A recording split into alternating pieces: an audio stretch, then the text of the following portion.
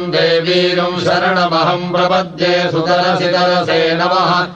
अग्ने त्वं पारजानं यो अस्मान् स्वस्तिभिरति दुर्गाणि विश्वा पूष्टवृत्स्वी बहुलान उर्वी भवातोकायतनजाय संयोः विश्वानि नो दुर्गः जातवेदः सिन्धुर्ननावाजुरितादिपर्षि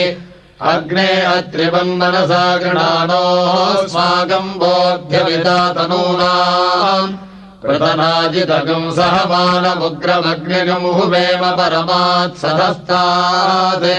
स नः परिषदति दुर्गाणि विश्वाक्षामद्देवो अतिदुरितात्यग्निः